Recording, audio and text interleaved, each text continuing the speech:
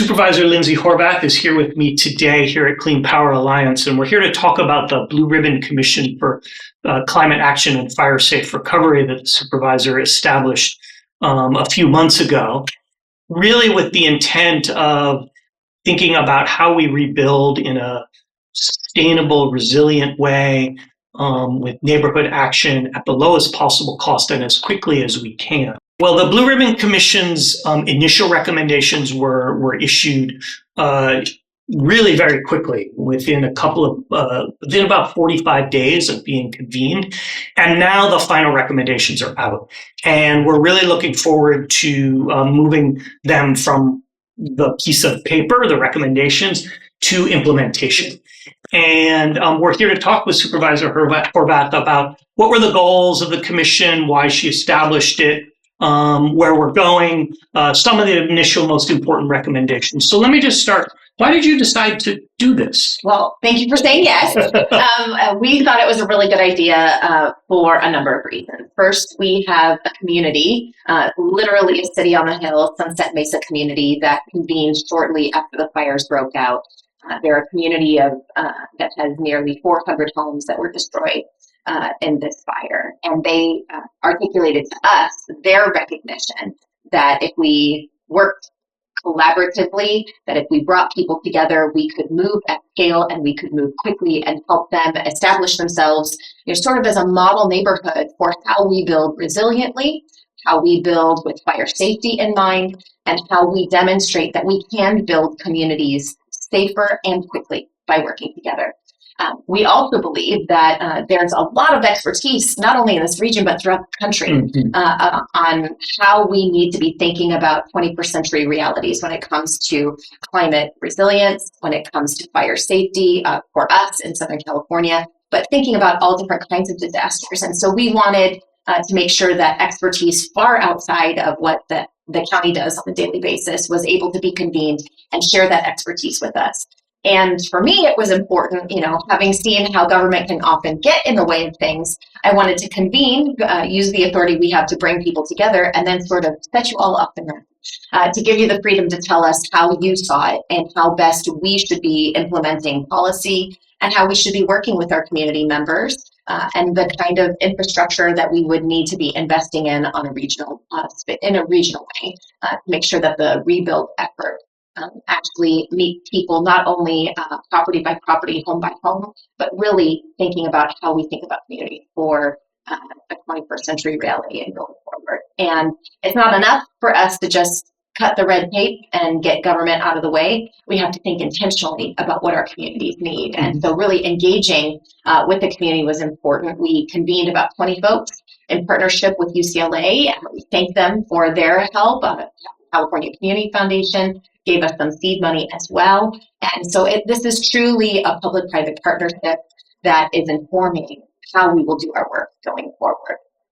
I'm really excited about that. That's great. Well, I think one of the things that one of the initial recommendations that came out of the commission was this question of a unified rebuilding authority. Yeah, I actually think you were one of the who helped to spearhead that. So can you talk a little bit about why you thought that was such a good idea and why you think it's important, especially in this moment? Yeah, well, I think as the commission got together, I think we very quickly recognized that the rebuilding of fire-safe, resilient, sustainable neighborhoods really needs to happen on a neighborhood scale. If we just try to do it individually, lot by lot, maybe we'll get a bunch of houses rebuilt, but I'm not sure we're going to get the neighborhoods that we need for the next century. And so, and that's not just about sustainability or resiliency. It's about, is this a neighborhood where someone's going to be able to get a mortgage? Someone's going to be able to insure their home after they put all of this time and energy. Is it a neighborhood that takes a decade to rebuild or 20 years to rebuild, or can we do it collectively a little quicker with all the logistics and everything that's going to be? So one of the things communities brought up, I wonder if this was part of your conversation, is this notion of what was uniquely Altadena or what was uniquely Palisades, and How do we rebuild with that in mind, that we're sort of protecting a community character as much as you are protecting our environment or protecting us from fire in a fire safety manner. Oh, absolutely. I think the idea of a rebuilding authority, one of the core foundations of it is that instead of letting speculators buy land, that it could buy land itself, hold on to it, help rebuild at scale, and then offer those houses back to community members who didn't have the resources to rebuild on their own. So I don't think there's an authority locally that's able to do that. So I'm really excited to hear more about why you think that's I think it's partly it's the neighborhood character, partly it's the belief that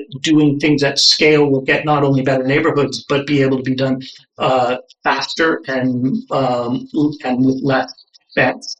But I also think that it's not a new idea. One of the reasons that I really tried to push for this in the commission is this is best practice. In the aftermath of the Northridge earthquake, in the aftermath of the Loma Prieta earthquake, rebuilding authorities were established and got the job done.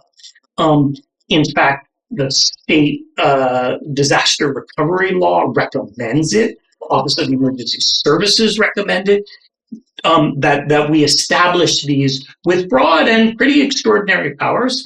I like to say that people feel, and we definitely felt this out of the community, that there's a lot of government, but people really wanted unified governance. Yes. And I think that that's just really, for me, been the driving force is it's a best practice, it's necessary, and I think it starts to rebuild some trust and accountability in government that may have been lost at this moment. Yeah, I'm all about that. I think sometimes we've heard from our constituents, people get confused. Like, what's the difference between my city, my county, other agencies and authorities? And when they're thinking about rebuild, like, how do we make that all work together? And sometimes just having that one place where people can go, knowing that one authority can do all the things that they need it to do. I think that's really important. Sometimes we need to take a step back as elected officials, which is why I'm so glad your independence allowed this idea to come forward.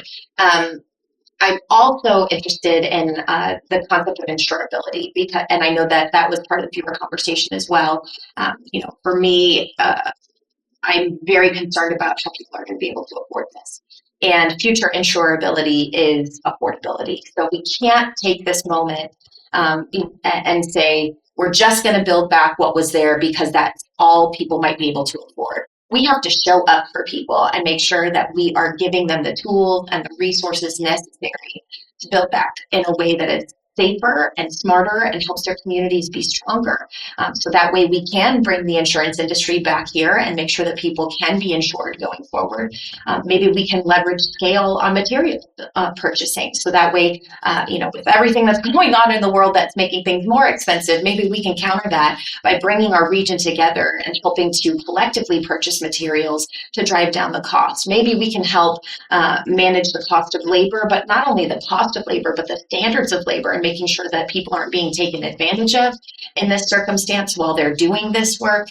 So convening an authority like that has a lot of human and tangible benefits, homeowner to homeowner, but also for the people who will be doing this work, for the communities that we're trying to serve. It sounds like there's a lot of benefits for this kind of authority to come together, because it's not just about, things that we often do in the county where it's like a fee for service and establishing a contract to hire our regional planning department to step up and amplify a department, helping with, property acquisition and materials purchase and all of these things that we've been talking about. So I'm really excited about that. Now, I am so excited that you are on this commission because among your many talents and areas of expertise, you help to lead the greenest energy provider in the entire nation, declared by our nation's capital. And so we are really grateful that Clean Power Alliance right here in Los Angeles is at the table helping us to think about that. But what role will Clean Power Alliance play, and what do you think Clean Power Alliance can bring into the conversation as we're thinking about this rebuild? Yeah, so we Clean Power Alliance a couple of months ago, we approved our first stage of wildfire recovery or wildfire resiliency efforts. Mm-hmm. And I think the first stage was really actually not necessarily focused on the recovery and the rebuild in the burn areas, mm-hmm. but really preparing people for the burns that might come next. Mm-hmm. That's the area where we can have the quickest, most immediate impact. So in those areas, we expanded our energy team. It's a free service that anybody who's a Clean Power Alliance customer can go and call and get recommendations on, fire safe materials, landscaping, all of those areas that can really help. So that's a free service. If people want to go to it, they just go to our website and start to chat with the energy team. Mm-hmm. The second thing we did was we know that when there's a fire, there's also a lot of power shutoffs around the area. And we want to be able to really incentivize people to have backup power in their homes. Mm-hmm. So we increased our incentives for people in high fire threat areas to add battery backup if they have solar panels, or even if they don't have solar panels, but they're wanting to get a system. And then we also started a partnership with the U.S. Green Building Council to do contractor training mm-hmm. for all of those people who are going to rebuild the homes. And we're talking about, tens of thousands of workers needing to go into these communities every day for years to rebuild, mm-hmm. and that they should have the proper training on fire safe building methods. So we rolled that part out. What we're next looking at is what can we do for the communities themselves mm-hmm. that in their rebuilding. And in that, there's a lot of overlap between CPA and the what's going on the commission. So one of the things we're really looking at is the resiliency of the power supply and how that can be linked with communications. Mm-hmm. Because we know when there's a disaster, if the power goes out, then a lot of the communications goes down. Mm-hmm. So that's one area. Another area that we're really looking at, this is a little bit farther afield from CPA, but with the commission, is what do we do in that buffer zone between the wild urban interface? Mm-hmm. How can we make that still a wild land that is, providing habitat and all of that, but also is a fire break and a fire buffer? Yeah. People are living right up against areas that are risky, and let's try to protect them. Yeah, we've heard that also from the Sunset Mesa community. They're like, we want to do our part, but we also want you as government to do your part, whether that's county, city, state. And so some of that, it also falls to other jurisdictions. And so making sure that we're all doing our part to safely rebuild these communities is critically important. I know Clean Power Alliance, has really stood apart even from some of the other CCAs that have emerged around the country by immediately building out new infrastructure, helping to invest in our clean energy supply, not just figuring out how do we get that energy to our homes, but also how do we help create it for the entire region. We've invested in infrastructure, so I'm proud to serve on your board. I'm grateful for your leadership, and so I'm glad to have Clean Power Alliance at the table. Is there any other way in which that you see Clean Power Alliance maybe even leading other utility companies in this effort, so that way we're building, because we're not only thinking, as you said, about the burn footprint areas, but we're also thinking about the region and retrofitting our region for a more resilient and fire safe region. Yeah, so I think we will be breaking ground this year on some of our first projects, what we call Power Ready, which is critical community facilities, giving them clean energy backup power systems. So if the power goes out, if the grid goes down, in those emergency situations, cities can keep their city halls running, keep their public works centers running. We've got a fire station out in the Conejo Valley that's going to have backup power. So these are actual infrastructure projects that we had planned before the fires, but now they become even more and more important as we see the threat, mm-hmm. And we understand how important it is to keep those critical facilities running and operating when there's a disaster. Yeah. So that's one area of implementation. In general, about the commission's recommendations, how do you see beyond the rebuilding authority and all of that, more regionally, how do you see implementation moving forward? Well, I'm excited because I think thanks to your enthusiasm and the information that's out in the community, we've started to hear community interest from other cities who want to work with the county. That maybe working together will help advantage them. But this is really about how do we bring everybody together to implement this as a collective?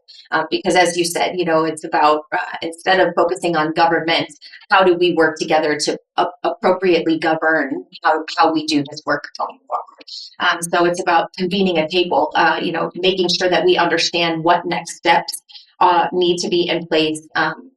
What authorities we already have in the county or maybe already exist at a local level, what authorities we might need granted from the state in order to create something like this.